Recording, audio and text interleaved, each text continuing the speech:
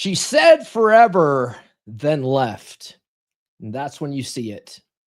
Women don't follow fairy tales. They follow reality.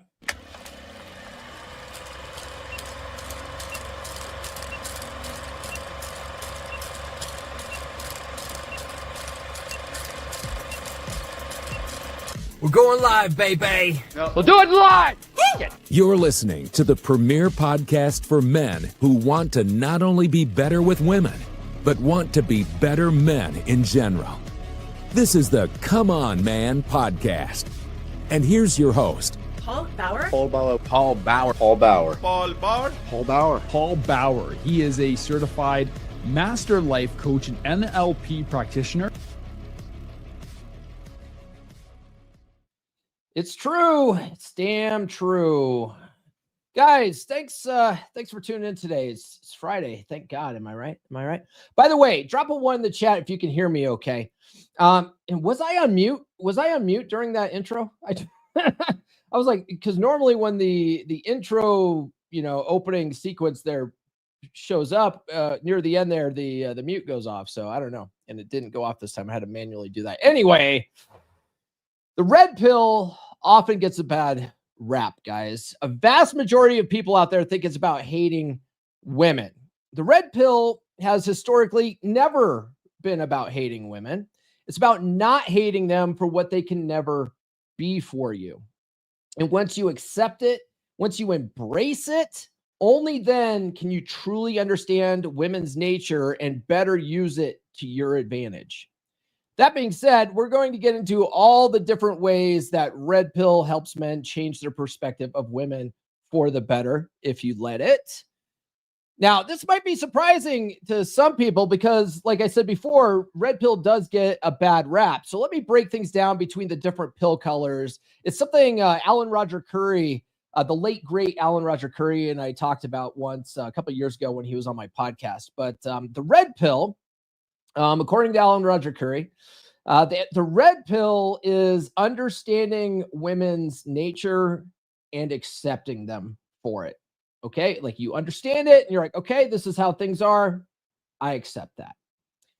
Black pill is where you finally learn about women's true nature and you can't accept it. And so you hate them for it. And so a lot of the bad negative content that gets branded as red pill online, I would argue is really black pill content. Okay.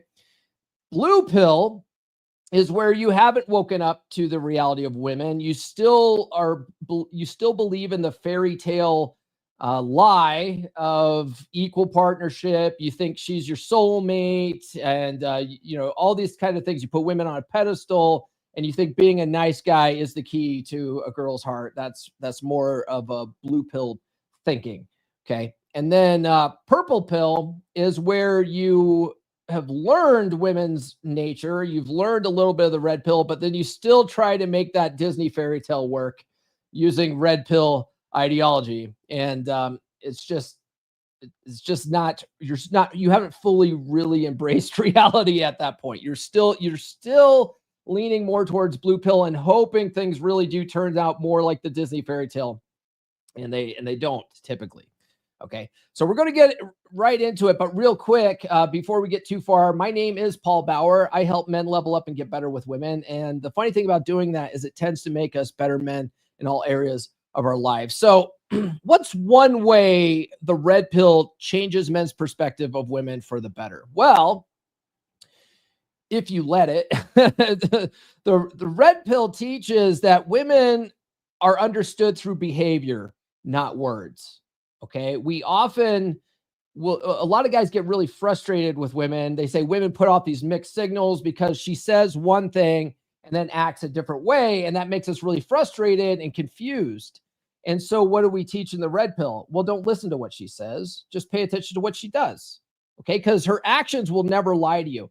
There's a brother in Wolfpack that really wants to turn his marriage around. And so he's working on it. He's still a little too focused on what his wife is doing or not doing. And that is that's the key to failure. You know, if you're always trying to do different little things to try to get your wife to act a way that you're hoping she'll act, and then when she does it, you get frustrated, that's why you're failing. Okay. You have this attachment to a particular outcome. You got to let that go and just focus on you and making yourself the best man possible. But my man said it the other day. He was like, she was acting very not like almost cordial with me the other day, and she was acting very almost interested and talkative out of nowhere. And so then when he made some plans with her, now all of a sudden she's turned off by it. She's mad that he's doing this sort of thing. He's like, I don't understand the mixed messages. I thought we were good. She was acting nice. And I was like, that's because you're listening to like the things that she says, you know, and he was talking about all the nice things she was saying. It's like, dude, you're listening to what she says and not paying attention to what she does. And that's a part of the problem. Oh, Lordy, Facebook's having problems streaming. I'm going to have to post this later on Facebook. Let me just remove this from the stream right now. We'll post this later. Facebook and StreamYard don't always play well together. Anyway, so one of the things that we learn in Red Pill to avoid being so mad at women for these mixed messages, we just don't listen to what they say. Okay. Like if they say something and it matches their actions, that's a bonus, right? But we're just mainly paying attention to their actions. How are they showing up? Because their actions never lie. And if you only pay attention to their actions, you'll never have to worry about mixed signals. You'll have to worry about that frustration ever again. Okay. So that's a big thing. We say acta non verba, right? Actions over words. And so that's a big thing. And once you start paying attention to women's actions and you start spending time with women that are showing a high interest through their actions, and stop chasing women that their actions don't match the words they're saying, you stop being frustrated in that situation because you're like, okay, this girl, her actions are saying she's not interested in me. All right, tells me everything I need to know. Let me spend some time with some women whose actions say they are interested in me, right? That will help you better, change your perspective of women for the better, because the women who are truly interested in you will start showing themselves, okay? So another one that will help you have a better perspective of women is we destroy the soulmate myth. Okay. We, in the Red Pill space, we're like, there's no such thing as one girl just for you. And a big reason why this is helpful for men is because we tend to get tunnel vision on a girl, and guys will get so tunnel visioned on a girl thinking she's his only possible option because she's his soulmate, so much so that when things don't work out with that girl that he thinks is his soulmate, he has no reason to live anymore. And guys will unalive themselves. More men unalive themselves after a breakup or whatever than women do. There's a guy I'm really worried about in the wolf pack right now who he's going through it. He's going through a really bad breakup. He's got this strong feeling of being discarded. He lives in one of the most smallest towns in America, less than 1,000 people in this one little one-horse town of his. And so he's got no support group, no men around. He can't make local friends because there's no one around him. And I'm like, dude, you need the wolf pack more than anybody right now, man. Well, but he's going through this, right? He's got this feeling of being discarded by this girl and it's killing him. He's this close to zeroing out. I'm so worried about this guy. But that's how a lot of us men are. We're the real idealists believing in this fairy tale of a soulmate. And so when the red pill comes around and says, no, man, there's no soulmates. There's 4 billion women on the planet. Okay. If this girl is just not that into you, guess what? You have options out there. You have an abundance of women. Like don't put so much focus on this one girl. Okay. And then when you do that, now again, it goes back to sort of the acta non verba thing, right? You learn to spend more time with the women that value your time, and you stop spending time with the women who don't. And then life just gets better because the women who are interested do show themselves. Okay. So those just a couple of ways. Before we get too far into this, though, do be sure to like, subscribe, hit those notifications. I do have new episodes every Monday, Wednesday, and Friday without fail. And I like bringing those to you. And I like when you guys show up for the live streams. They're live at 10 a.m. Eastern time every Monday, Wednesday, and Friday. All right. Another way that I think Red Pill really helps men better understand women and change our perspective of women for the better is having a good understanding of hypergamy and what hypergamy really is and how to use it to our advantage. Okay. It's kind of like I like to mention Sun Tzu's The Art of War periodically on the podcast, because one of the things that Sun Tzu taught us was to know your enemy, right? The better you know your enemy, the more victories you're going to have, because you know how they think, you know how they operate, you know how to strategize around that. And once you understand how they really work, now you can develop more effective strategies with these women. And this sort of falls more into maybe more purple pill thinking. This is where purple pill guys think, okay, well, now I understand how they work. I can make it work in my blue pilled fantasy. That's not how it works necessarily, right? But you can have more healthy relationships with women for longer than you would if you didn't quite understand how they operate. And so understanding women's hypergamous nature allows you to operate in a more effective way in a relationship and better understand where she's coming from, right? Because a big reason why guys get so frustrated with women is they don't understand women, and they're sort of expecting women to act more like men. Why won't you just say what you mean? Why won't you just make a decision and, tell me what you want, right? And the thing is that they're not men, and you can't expect them to be men. We'll get into that more in a little bit, but understanding how hypergamy works allows us to develop a framework of how to better interact with women. Okay. So what is hypergamy? Okay. Well, hypergamy essentially is women are always looking for the best possible option, right? That's it in a nutshell. You could break it down into it's dualistic, the alpha seed, beta need, and all that kind of stuff, and really understand that women, in order to stay sexually attracted to you, you have to optimize your alpha traits. Okay, that's pretty easy to understand. As long as you give guys things that they can work with, they're like, oh, okay, that makes sense. And guys can work with this stuff and start doing these things. Okay. It's when guys are still in the blue pill fantasy thinking that women have this unconditional love for men, that they're like, I shouldn't have to do that. She should just love me for who I am. Right. Like, yeah, they don't though. Okay. There's certain things that women are drawn to. And so you need to optimize those things. Okay. So if you don't want to end up in a dead bedroom, you got to optimize those sexually attractive traits. We call them alpha traits. Some of you guys don't like the word alpha and beta. It hurts your feelings. Okay. So we can say guys that women want to bang and guys that women don't want to bang. Okay. That's alpha and beta basically. And then your beta traits, you got to understand too, that in a long-term relationship, women do want both, right? That's where it becomes dualistic, the alpha seed, beta need. They do want both in the relationship. That means that if you want to have lots of sex until the end of time with this girl, your best chance is optimizing those sexually attractive traits.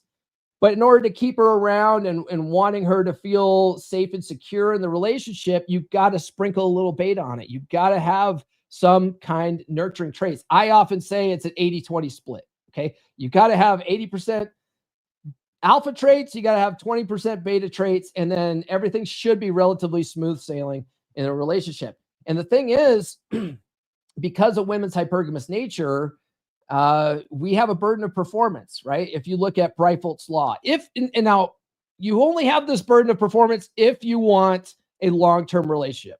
Okay. And I would venture to say that most of you guys out there tuning in do want some form of long-term relationship, whether it's getting the government involved and getting actually married, or just having a long-term relationship on your terms where you don't have to ask Uncle Sam how you're going to break up.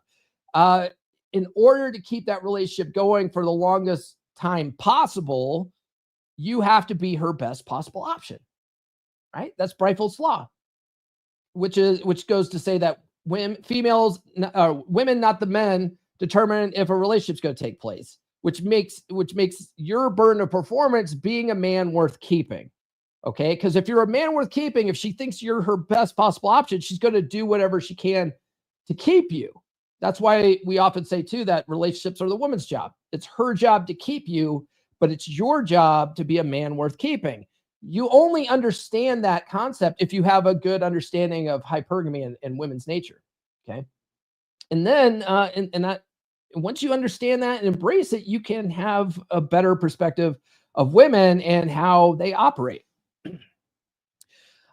Frame belongs to the man, not the woman, is another way. Just understanding the concept of frame, mental frame. And today's Frame Fridays. And so one of the reasons why I made this topic a topic for Frame Friday is to have the mental frame that Red Pill gives you a positive perspective of women.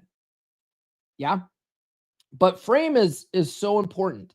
Understanding whose frame you're operating in, right? And so if you're going to have that dominant masculine presence, if you're going to set the tone and lead the relationship and use hypergamy to your advantage, you have to have the strong mental frame that you are the leader of the relationship, that you're the one that makes the decisions. You're the one that's assertive, decisive, that you don't let her emotions rattle you, that you don't let her manipulate you. You have boundaries, you enforce boundaries, all this kind of stuff. And the funny thing is that works hand in hand with her hypergamous nature. It makes her feel more safe and secure in the relationship when you have that strong mental frame. If you ever read the book, I just had this guy on my podcast a couple of weeks ago. If you ever read the book, The Way of Maids with Men by Giff Larson. It's more of a Christian book, but he uses a lot of red pill praxeology in his book.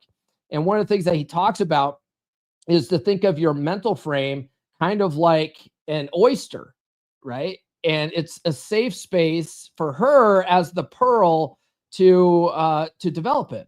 And she wants to be able to enter your frame and feel more relaxed into her feminine and feel more like a woman, right? And so that your strong mental frame gives her a safe space, emotional safe space for her to feel that way, feel that security, feel safe enough to relax and be more feminine with you. That's what creates that, is your mental frame and how you operate things. And then, women will do different things to try to test your frame to make sure that you're still the guy that's operating with a strong frame, that you are the strong masculine leader she thinks you are. And as long as you understand that and know how to navigate that sort of thing, she will feel safe and secure. Okay.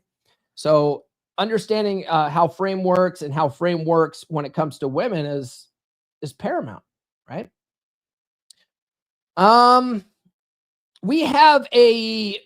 We sort of reject this female-centric conditioning, right? Social conditioning trains men to seek approval from women. And what we've realized in the space is that seeking approval from women is one of the quickest ways to turn women off, right?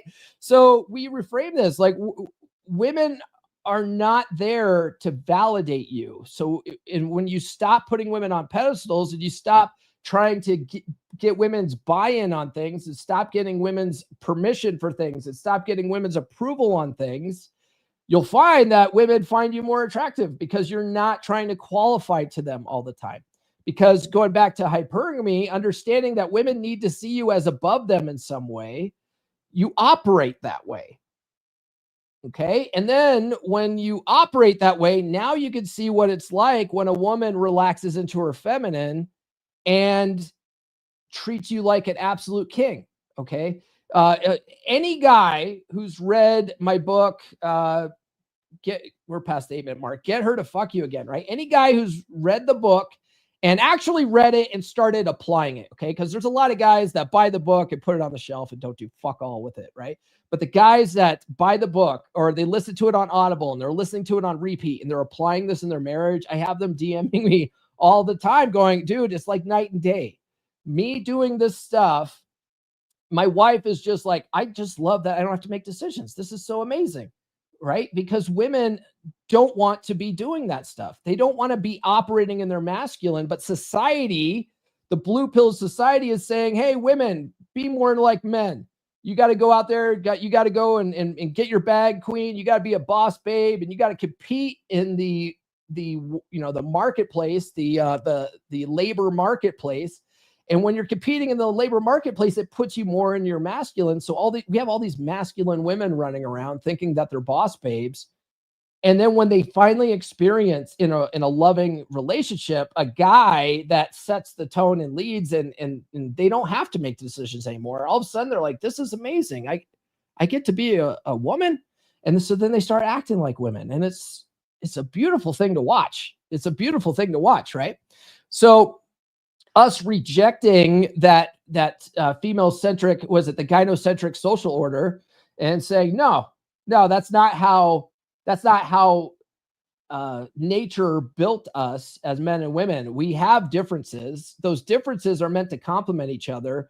Let's set the tone and lead that interaction with women in a way that allows them to relax and be more in their natural state. And when we're able to do that, we can see women in their feminine, and then that just creates a better perspective of them. Wouldn't you agree? Guys, let me know. I want to hear from you, especially you guys that have been studying this stuff for a while. Maybe you guys have followed my podcast. Maybe you guys follow other people like Rollo or Ryan or Rich. What's one way the red pill has made you see women in a better light? Let me know in the chat if you're watching live, and if you're watching the replay, drop a comment below, okay? What's one way the red pill has made you see women in a better light? Let me know. Speaking of chats, while you guys are thinking of that, we have a few people in the chat here. Nurse Chick's in the house. She gets this. Hold on. She gets this. I'm so naughty. Hold on. Did that play? I'm going to come. There we go. Hey, morning, Will. What's going on, brother? Will dropped a 1 in the chat. You guys can hear me. Thank you. Phil Bradley's in the house. Hoorah, Devil Dog. What's going on, man? And Erkin says, good day, folks. What's up, Erkin? How you doing, brother? So yeah, guys, let me know what's one way the red pill has made you see women in a better light. Let me know in the chat or in the comments on the replay. Okay. Another one is the idea of that women test, men lead. So shit tests are reframed not as attacks, but as unconscious ways women gauge a man's strength with frame, right? So tests become opportunities to demonstrate confidence and maintain frame. This is why once you understand how to handle shit tests, you understand why women shit test men, you stop getting pissed at it, right? Because whenever I talk about handling women's shit tests on social media, and I talk about how all women shit test men, either consciously or subconsciously, so you better learn how to handle it. A lot of guys get really mad at that. And they go, fuck that. I ain't playing games. If she's testing me, I'm going to dump her. It's like, okay, bro, but the next girl's going to do it too. They're all wired for it. All women test men, either consciously or subconsciously. Some women test harder than others, but they all do it. So you might as well learn how to handle it. Okay. But once you understand how to handle it, once you understand what it really is, this is where amused mastery comes from. You know, you often hear the concept of amused mastery in this space. It's a natural byproduct of seeing women in action and understanding how they act. They become very predictable creatures. And when you start seeing it, it becomes funny and amusing to you, right? So when a woman's acting a certain way, she's getting mad about, whatever, she's getting flustered about things in life, and she just can't human because of her emotions. Like you stop climbing on her emotional roller coaster and you see her for the goofy bastard that she is, right? What an adorable creature. Okay. And that's where amused mastery comes from, because it's this projection of you've seen it all before, and you kind of find humor in it, right? But once you see that, you know how to navigate it better. You know not to take whatever she says so seriously, certainly not personally. There's a lot of guys out there that just get really pissed off, about things that women do. Well, when you see women for who they are and you realize they're not men and they shouldn't act like men or whatever, you stop expecting that from them, and you start looking at them like, oh, they're adorable, right? I'll pat her on the head, right? But it's also you look forward to those tests. You know, you almost look forward to them. You're like, because a woman who is completely indifferent to you, who has no attraction to you at all, she's not going to test you. She's not going to test you at all because she has no sexual attraction for you. But if a woman's testing you, it's because she's sexually attracted to you a little bit, and she wants to make sure you're the dominant masculine man she thinks you are, and that's how she finds out, is with these little tests. And as long as you're passing these tests, she's like, damn, this guy's hot. Damn, this guy's sexy. Damn, I can't get my way with this guy. Damn, I can't manipulate this guy. He's sexier than shit, right?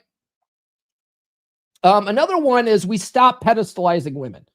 Okay. Instead of idealizing women and putting them up on pedestals and they're this great thing, we stop simping over these women. We actually start treating them like human beings, right? One of the biggest game changers for me was when I was studying Corey Wayne's work. And Corey wouldn't call himself red pill. In fact, he hates the concept of red pill. He talks smack about it constantly. But honestly, all the stuff that he talks about is the same thing we talk about. He just uses different terms, right? Instead of frame, he says stay centered. You know, it's the same thing, right? So we're talking about the same thing.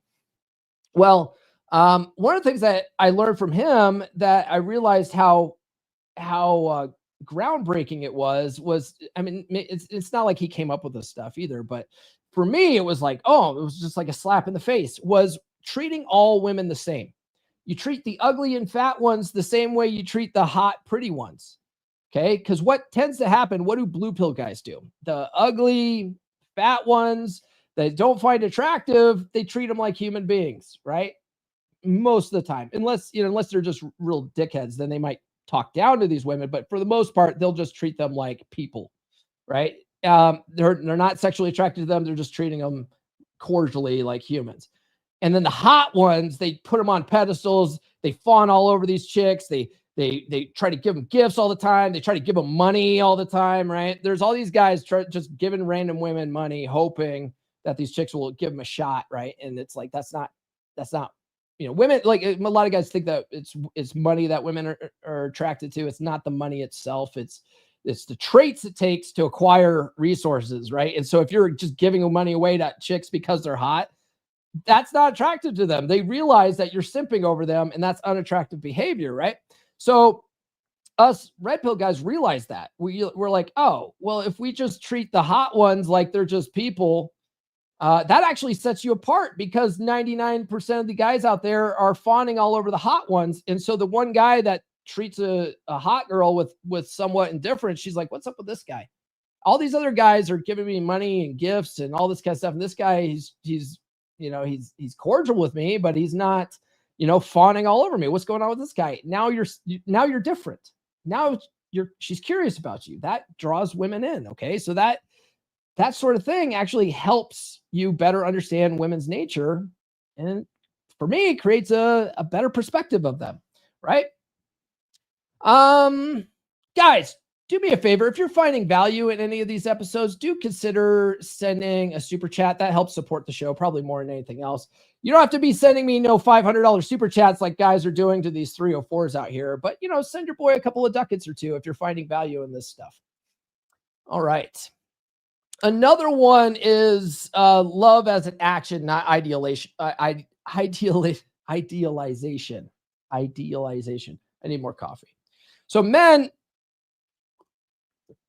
learn that women love differently than us.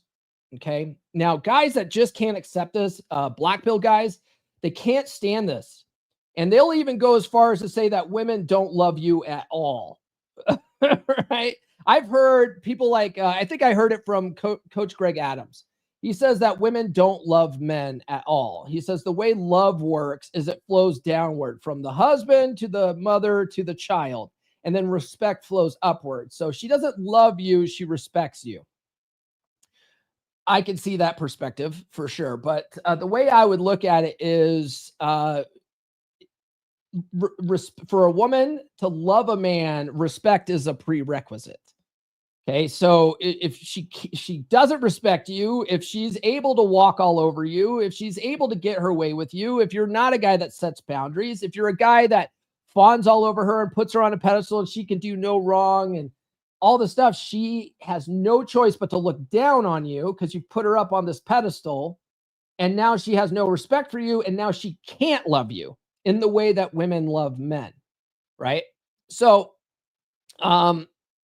so you got to understand that love for women, it's more of an opportunistic thing. It's more of a pragmatic thing. Whereas for men, love is this idealistic fantasy of what love should be.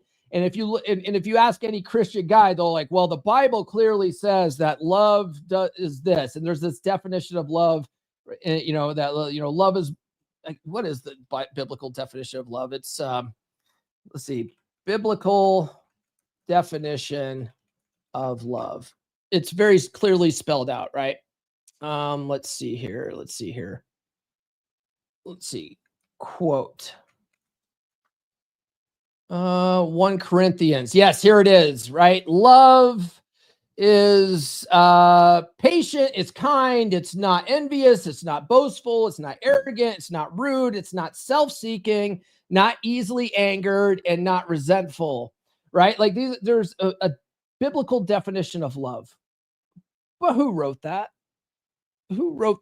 Okay, did God sit down and write 1 Corinthians? No, I think Paul probably wrote that, right? The Apostle Paul probably wrote that. He wrote like a big portion of the New Testament, and that's where 1 Corinthians is, I believe, right? Correct me if I'm wrong for you guys that are like real Bible thumpers, but I'm pretty sure 1 Corinthians is in the New Testament, and it's probably written by Paul, okay? Written by a man who has an idealistic view of how love should be. Right. But that's not how women operate. And so when guys learn this and they won't accept it, that's where they become black pill. And they go, well, women don't love you. The juice isn't worth the squeeze. You might as well not even bother with women because they don't really love you. And what we learn in the red pill praxeology is that women don't love you the way you think you should be loved. They just love you in a different way. And it's okay. Right? You can love her in that way. You just can't expect that back. Right? You have a burden of performance. You have to be her best possible option. Only then will she love you in the way that women love you. Okay? And that prerequisite is respect, which means you have to be a man worthy of respect. Right? You have to, and respect is something earned. You can't demand respect. You can't demand somebody respect you, but you can command respect. Right? You can earn people's respect through your actions. Okay? Like I said, if you don't want a long-term relationship, none of this stuff even matters. So who cares, right? If you just want to spin plates forever, learning some of this stuff and then using it to your advantage to hook up with random strange is all you need. Okay? But if you want to understand like women at a more deeper level to have your best shot at a long-term relationship, like this stuff is very helpful. It's very helpful. We reject the nice guy paradigm. Okay. Now that isn't to say you can't be a good man. You can't be a kind man. You just can't be a nice guy. Right. And what is a nice guy? When we talk about nice guy, being a nice guy in the space, we're talking about nice guy syndrome. We're talking about guys who do things to get things. They're not really being nice. And when they do things to get things, and they're not getting the thing that they're expecting, that's where resentment builds up. That's why guys who are trying to fix their dead bedroom situation and turn things around, and they're focused on doing nice things and, doing all this kind stuff to try to get their wife to like come around, and it's not working, it's because she's lost all respect for you. She's lost all respect for you, and all this nice shit, she doesn't care anymore. Okay. She's lost that respect for you. So the only way to turn things around is to start rebuilding that respect. And that requires you to stop focusing on her and start focusing on you and leveling up and being a man worthy of respect. Okay. So we have to reject that nice guy paradigm and stop being so fucking nice. You can't let women walk all over you. When she shit tests you, you've got to be able to handle it in a fun, playful way, not take her so seriously. All this kind of stuff. You have to be able to set and enforce boundaries effectively. Okay. You've got to be able to reward good behavior and punish bad behavior. You've got to be able to set the tone and lead the relationship. You got to be able to make decisions and be assertive and all this stuff. And a lot of that requires you not to be so fucking nice. Sometimes you got to be a little bit of an assertive jerk, right? But you also don't want to be letting your emotions control you too, right? So you want to be less reactive. And when you're setting those boundaries and being assertive, that doesn't mean you have to yell, right? You can be very calm and set those boundaries. There's techniques for this type of stuff, right? I talk about it in Get Her to Fuck You Again. In fact, I talk about this stuff in all my books. All right. I have 4 books out there if you guys didn't know. All right. Speaking of books, I've had this up for a while. I do have a free ebook, guys. Down in the description, it's the first link there. It talks about how attraction erodes in long-term relationships. If you don't understand why her attraction's eroding, it's because you don't understand this red pill praxeology. Okay.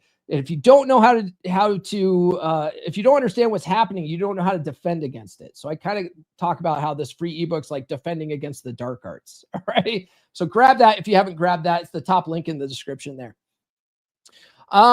Indifference as power. Okay. So indifference replaces neediness. A man in his own frame does not cling to outcomes. He sort of creates them.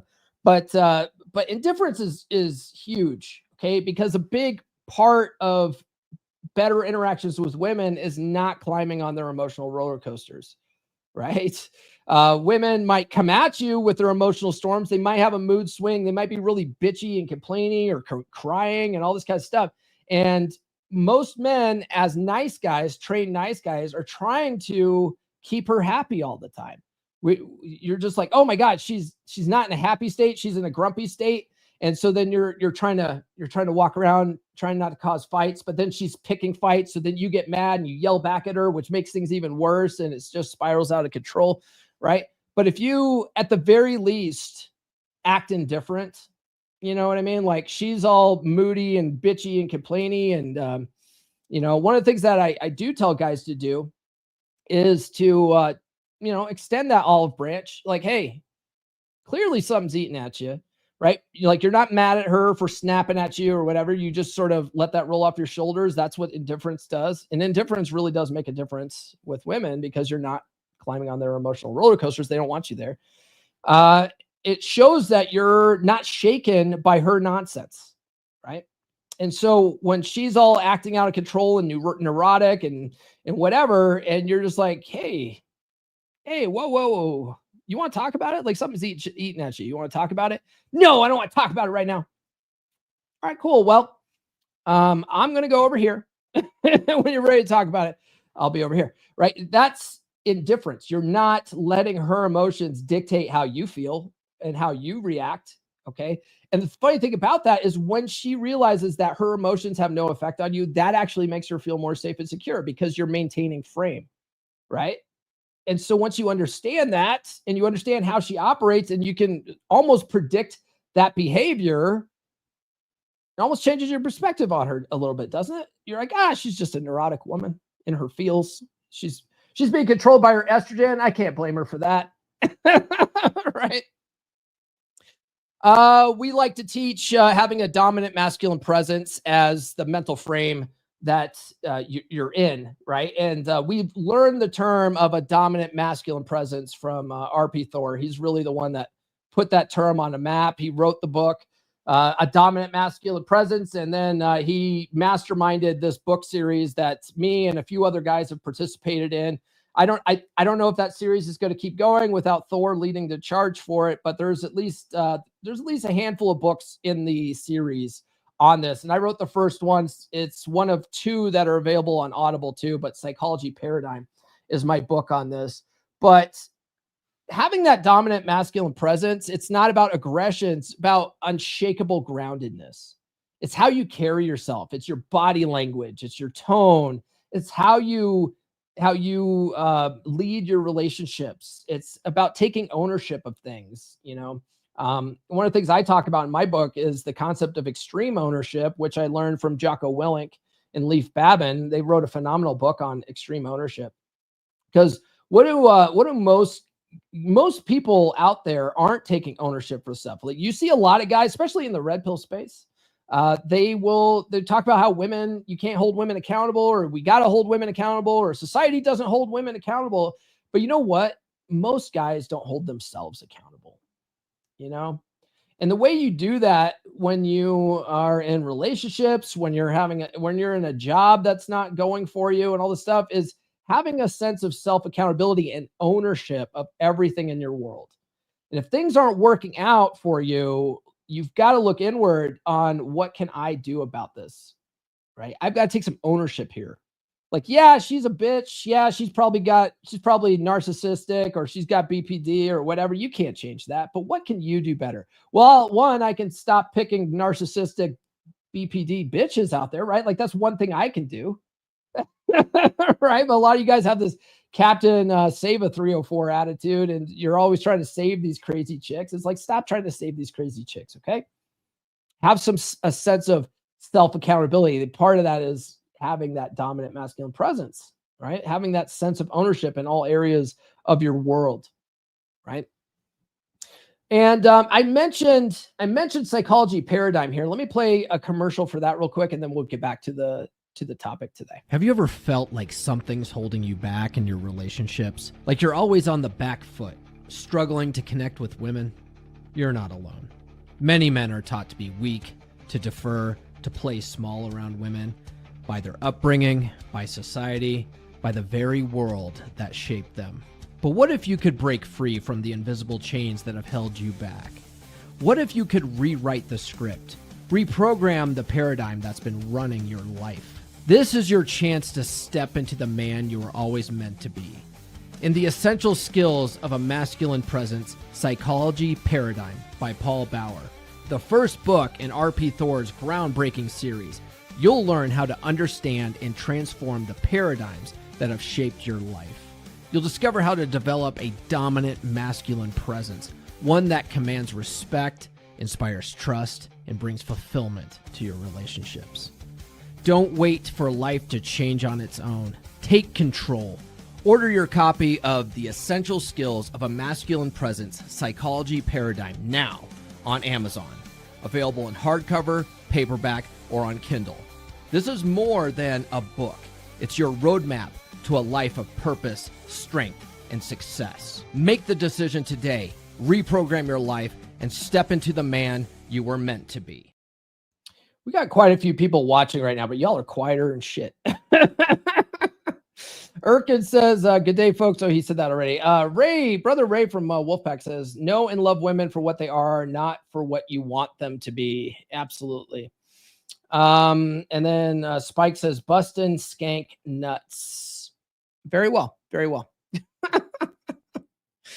Another thing that Red Pill teaches us is about women's solipsism, women's solipsistic nature. And I just did an episode on Monday on how women's solipsism shows up in relationships. So if you haven't seen that one yet, that one did some pretty good numbers. So go back and check out that episode. But instead of resenting solipsism, we sort of reframe it as the default female worldview, which it really is. Women's worldview is through a solipsistic lens, which is they only see things through their individual experience.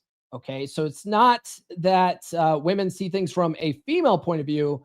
Each individual female and all of her emotions and whatever she's feeling, that's how she sees the world. And she thinks everyone's the same. She thinks everyone's feeling things the same way she's feeling things, right? So if she's having a bad day and she's having a sad day, the whole world feels sad and bad, and everyone's like that, right? And a great example of this is I put out a clip from a video I did last week on 20 reasons why women divorce men. And one of the clips I put out there had a reason. It's a very valid reason that women divorce men. But the women in the comments who that wasn't their experience. They divorced their husbands for a different reason. They're like, that's not true. I divorced my husband because of X. It's like, bitch, I'm not talking about you. I'm talking about women in general. These are, they have lots of different, they have a million different reasons for divorcing men. But just because I didn't mention your reason, now this whole thing's not true. Okay. That's female solipsistic nature. That's a perfect example of it. Okay. So knowing that is their worldview, we stop expecting women to see things from the men's point of view. Okay. This really helped me when I was out dating.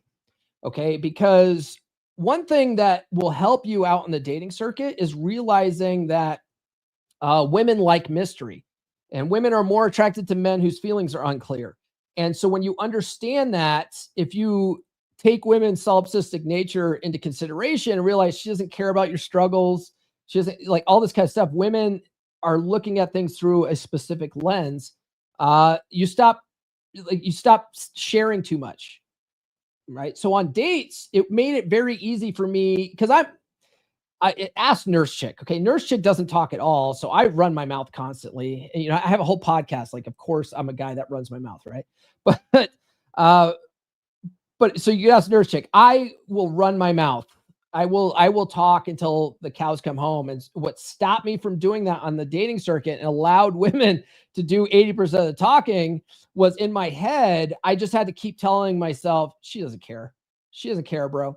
Right? If I felt myself, having the urge to share something that I thought might be pertinent to a topic, I might share, I experienced this. This is my experience with that. What stopped me from doing that was just telling myself, women don't care. Like, she doesn't care. She don't want to hear your side. She just wants to talk about herself. Okay. Once I embraced that and just let women say things, and then I would just ask them clarifying questions about it and ask their viewpoint on stuff, they loved it. Like women's solipsistic nature, they love talking about themselves. They are their favorite subject. All you got to do is get the ball rolling by asking them more about them, and they love to tell you all about it. Right. And so when I when I realized that and embraced that, I had much better time on the dating circuit. Right. And some guys might get really butthurt by that because they're like, I want someone I can share my things with. I want someone that cares and genuine cares. She's just not built for it.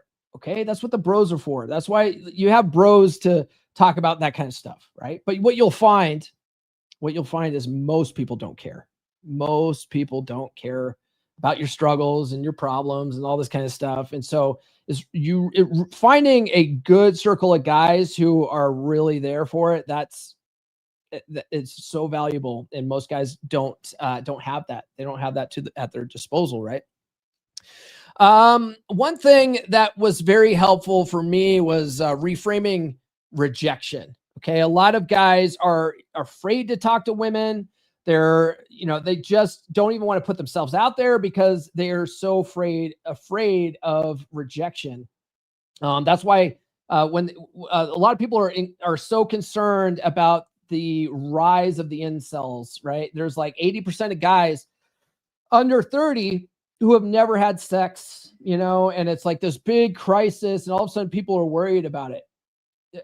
People really aren't worried about it. Women don't care. I really don't think women care. And women, they might show a concern for it. They might be like, wow, this is startling. It's like, okay, yeah, Susan, it's startling, but are you going to fuck these guys? Oh, no, I'm not going to fuck those guys. Right. These guys get no bitches. They're not attractive. Right. So women don't really care. Right. So there's a lot of guys, but I think a lot of those guys that are that are self-proclaimed incels, they put themselves there because they are so afraid of rejection. You've got, the Me Too movement that got guys even scared to talk to women. I guess there's certain countries in Europe that if you hit on the wrong woman, she can go to a cop and complain to you, and that's some kind of legal violation. I don't know. And so I'm like, this is ridiculous. This is absolutely ridiculous. So you've got all these guys that are absolutely scared to just even walk up and start a friendly conversation with chicks, right? And the thing is, a lot of these chicks out here are starving for it. They want guys to approach them, and guys aren't approaching them like they used to. This is why, if you learn cold approach, you clean up because women are so not used to it anymore. Not like it was back in my day. That was the only way to meet girls, right? So those of us that sort of embrace this, we don't fear rejection. We just reframe it. Okay. We don't internalize that rejection as a rejection of us as humans and they're rejecting our DNA. It's just like, oh, well, some people like pineapple pizza, some people like pepperoni pizza. Like we're just doesn't like us. That's okay. There's another bus every 15 minutes. There's no such thing as a soulmate. There's always another woman. There's 4 billion women on the planet. Like who gives a fuck about what Sally thought, right? Who cares? It's not personal. Like, and that's the big thing is once you realize it's not personal, don't take it personally. It changes your perspective of what they're even doing, right? But a lot of guys, they take that rejection so personally, especially blue pill guys looking for their soulmate. They take it so personally. It's like a rejection on their very core as a human. It's like, no, dude, it's just who fucking cares what this random chick thought, right? Who cares? That's her problem. It's not your problem. She's missing out, right? What does Biles say? People don't care until it affects them directly. Yeah, that's most people. That's most people, right? It's like you can say, yeah, women are solipsistic. They don't care about your problems. They wait at the finish line and fuck the winner. You know what? The random dude down the street probably doesn't care about your fucking problems either, bro. And once you embrace that nobody fucking cares, when you do find guys that care, it's a really powerful thing. And speaking of which, that reminds me, who wants to run with the wolves? Because the wolf pack I built it for this very reason. So that guys have a core group of brothers that actually do give a shit. Bear club? Not anymore.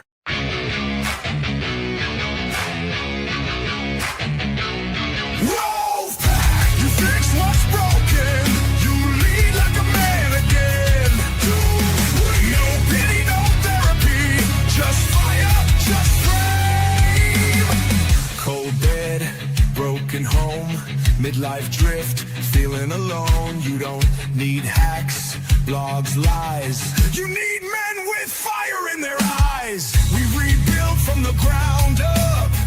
No excuses, no soft stuff. Telegram lit 24/7. Brothers locked in, still not ever. Step inside the pack. We don't fall, we attack. Truth, fire, presence, we bring it back. Masculine pride, no time to slack. Step inside the pack. Drop your past, claim your track. No therapy talk, no playing small. We sharpen blades, we take it all.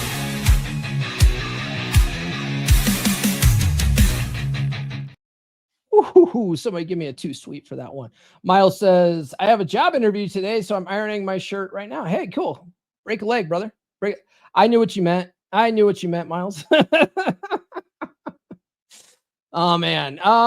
Reality over ideology is another way I think red pill sort of changes your perspective of women for the better. Now, a lot of people will say the word or the term red pill ideology, right? Or red pill philosophy, right? But red pill is not, it was never meant to be an ideology or a philosophy. It's a praxeology, which if you don't know what a praxeology is, it's basically modeling, right? You're looking at things that work and you're discarding things that don't work. And you don't really care why it works necessarily. Although we have figured out a bunch of hypotheses on why some of this stuff probably works. But in reality, we don't really care about that. We just care about what works and we discard what doesn't. Okay. And so understanding that, it sort of develops this pragmatic truth of how the world really operates. And we sort of reject these comforting lies that people tell us. And that allows you to better navigate your interactions with women. Once you just let go of that, the fantasy of things, the idealistic nature of what relationships should be, and you just accept them for what they are, you can better navigate these things. You have healthier relationships with women because you're not expecting them to act in a way that they're not wired to act, right? Leadership is paramount. You know, we really teach that male responsibility as the captain of the ship in your relationship is the most effective way to have a intersexual relationship between men and women. And, you know, the best way to describe that is society, like the blue pill teaching, is that we're all an equal partnership, right? And so we've got this egalitarian fairy tale where we're equal partners. I just saw a guy tweet this out the other day, or this morning, actually. He had like a list of 20 things of what you're required as a man to do in order to have an equal partnership with a woman. It was like, you have to be funnier, you have to make more money, you have to be stronger than her. It was like all these types of things.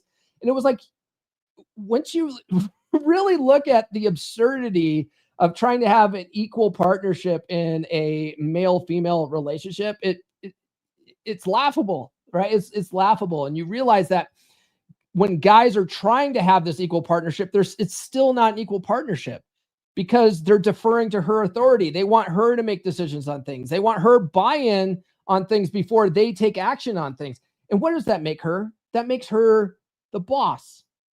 It puts her above you, and her hypergamous nature doesn't it can't respect a man who's below her.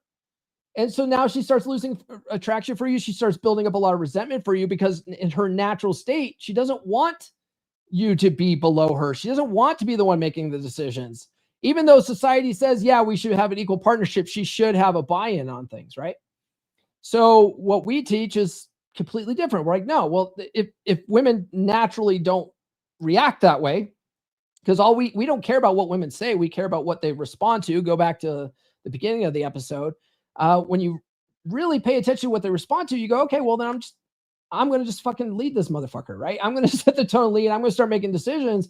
And you'll find that women are like, oh, now I have a guy to look up to. I can relax in my feminine, and I don't have to worry about things. And this guy's got things handled. And oh man, what a great man this guy is, right? So it's not an equal partnership. You have to lead the relationship like you're the captain of the ship and she's your executive officer, right? And that goes to say, like, you don't disregard what she says. It means that, you know, you take her ideas under advisement, but at the end of the day, you're the captain. You're going to make what the decisions that's best for the family and for everybody, right? And you're going to do that from a, you know, sort of a you first attitude, right? Where you're making yourself your own mental point of origin. You're looking at what's best for me, and then you act according to that. What you'll find is that when you act with your own self-interest at first, like, everyone else in the family tends to benefit from it. Typically. And guys, by the way, if you want me to break down something, if there's something that you want my perspective on, a good way to do that would be to sponsor a video. If you go to video.comeonmanpod.com, sponsor a video, you can do that. I will make a dedicated video just for you. When you sign up for this, you should receive an email from me, and then all you have to do is reply to that email with what it is that you want me to answer in a video. I just had another guy sign up for this, and I haven't heard back from him yet, so I'm going to reach out to him later this afternoon to make sure he got that email, because if you're, you know, whatever, it goes in your spam folder, you might not see it. I'm going to reach out to him directly and make sure he sees it. If you haven't received that email, if you've bought one of these and you haven't received that email, DM me on like Instagram or X or even on Facebook. Okay. Just send me a DM, say, hey man, I bought a sponsored video. I haven't received the email. Like, how do I reach out to you? Just let me know. Okay. We can work things out. All right. I want to make sure that I'm making the videos for you guys that are paying for the videos, but you can do that by going to video.comeonmanpod.com. Those post on Tuesday afternoon. Okay. All right. Another way that I think Red Pill sort of helps men, have a better perspective of women once they embrace it is understanding boundaries and how boundaries define respect. Okay. And if you can't set and enforce boundaries and you're constantly let women walk all over you, they can't respect you. And what did I say at the beginning? Women can't love a man they don't respect. Right. So understanding that, now you got to learn how to actually set and enforce boundaries effectively. Okay. But that being able to set boundaries, it actually makes women feel more safe and secure in a relationship. I had an interview with this guy named, his name was Xane, I think his name was. Very unusual name. I've never heard a name like that, but he had me on his podcast. Good dude. And he broke it down in a way that I'm like, I'm going to steal that. That sounds great. But he says, you can think of boundaries like being in a dark cave, right? You're in a dark cave. There's not a lot of light. You can't see very well. As long as you can feel the sides of the cave, you're like, okay, I'll be okay. I'll be able to find my way out of this cave. But when you put your hand on the wall and the wall caves in, you don't feel very safe and secure, do you? You're like, oh shit. Oh, I might be fucked here, right? Well, that's how women are in relationships. If you can't set boundaries like the walls of the cave that she can navigate through, she doesn't feel very safe and secure. She doesn't think that you have things handled as a man. And in her monkey hindbrain, you need to be the guy that sets those boundaries and leads that relationship in a healthy way. That makes her feel more safe and secure. Like you've got things handled. Okay. So it's paramount for guys to understand that and learn how to do that in an effective way in a relationship, right? One that's not, it's not there to create fights. It's not there to create conflict. It's there to create, a safe operating space in this relationship, right? That creates respect, mutual respect, and you can lead relationships in a healthy way that way. Detachment from female validation is something that we've learned, that we teach in the red pill space. And once you stop seeking women's validation, same thing. Like, I think we've talked about this a little bit already, but that's, you find that women respond much better when you're not constantly seeking their validation and approval on things. There was a video years ago when I first started doing TikToks.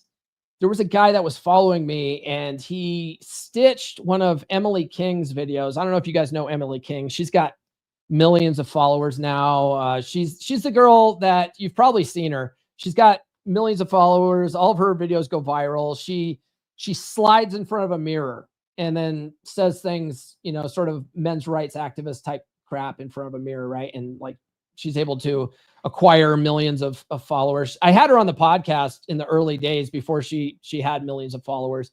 And anyway, this guy stitched her, and I'll never forget it. This guy was following me, but he stitched one of her videos, and he goes, Emily, I just want you to know that a man is seeking approval and validation from his woman above all other people. Like, he really needs this approval and validation from you. And I was like, and that's probably why you're single, bro. Like, you gotta let that go. If you let go of trying to seek approval and a validation from women, you'll find that you have better experiences with women. Women actually don't respect you if you are constantly seeking approval and validation from them. So when you let that go, you'll find that women actually like you better. They find you more attractive when you stop doing that kind of crap, which improves your experiences with women. Because when women are attracted to you, they treat you better, don't they? Right? All right. And by the way, guys, if you want to work with me one-on-one, you can go to call.fixdeadbedrooms.com and book a call with me for that. All right. The last one here we'll wrap up is love without illusion. Okay. Red Pill reframes love as, at some level, it's transactional, right? If you understand that and you let that go, that there's no such thing as unconditional love. The only person that truly loves you unconditionally is your mother and a dog, right? That's it. No one else loves you unconditionally. They love what you can provide for them. Okay. And sometimes it's just a matter of how you make them feel is something that you're providing for them. And so as soon as that goes away, your girl will stop loving you. Okay. Now, she might have loved you in the beginning because she had some form of respect for you. You were attractive to her. She was drawn to you in some way, but over time, she lost that for whatever reason. A lot of times it's because we've fallen into, this blue pill pattern where we're just being unattractive. You know, a lot of guys actually physically let themselves go and they stop working out and all that kind of stuff. But a lot of the times it's their behavior. They stop setting boundaries. They start walking on eggshells and trying to make her happy all the time. And all this kind of stuff loses that respect over time. So you've got to understand that there's a value exchange when it comes to heterosexual relationships, right? And you as a man, you've got to understand that you deserve, like you're going into a relationship wanting a certain value as well, right? You want love, you want respect, you want sex. And if you're not getting these things, she's not holding up her side of the bargain, right? It's not I conditionally love you, because you don't at this point. There's a lot of resentment there. You fucking hate her. She's not, she's rejecting you every night. And there's guys I see in my comments that haven't had sex in 14 years with their girls, but they've got this blue pill ideology that they should love her unconditionally, but deep down they don't. They've got a lot of resentment for these women because she's not upholding her end of the bargain. So you got to understand that it's transactional, right? It ends up being transactional at some level. Okay. That isn't to say if she's providing her side of the transaction and you're providing your side of the transaction that you guys can't, have a loving, healthy relationship with each other. Right. But you got to understand that there's no such thing as this magical glue of love, right? Love is a choice. Right? You choose to love the people that you're with. Attraction is not a choice. Like, you're into what you're into. And if their behavior is unattractive to you, you can't help it. Like, you're turned off, right? Well, let's say it goes the opposite direction. If you're acting in a certain way where she's just absolutely turned off, she's not going to want to have sex with you. Okay. Attraction isn't a choice. Love is, but attraction isn't. Okay. So once you understand that, then that's where the red pill idea of be attractive, don't be unattractive really comes into play. Like, if you really want to have success with women, you got to be unattractive, or be attractive, don't be unattractive, right? Be attractive, if you're new to the red pill space, is, going to the gym, wearing clothes that fit, keeping your beard groomed, all that kind of stuff. And then don't be unattractive is your behavior. Don't be validation seeking. Don't be needy. Don't be indecisive, just stuff like that. That behavior will erode attraction just as well as not going to the gym. Okay. All right.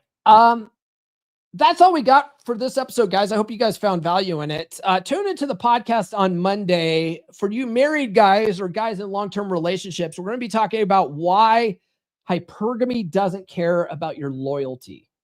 Right? There's all these guys out there, they're going out of their way to reassure their wives and their girlfriends that they would never cheat and that they are so loyal and all this kind of stuff. And really, it does nothing to boost your attractiveness to them, because hypergamy doesn't care. Hypergamy doesn't care about that sort of thing. So we're going to get into that on Monday.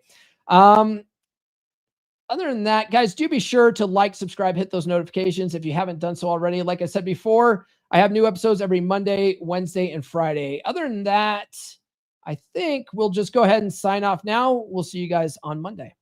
This has been the Come On Man podcast. Now, go out and get it.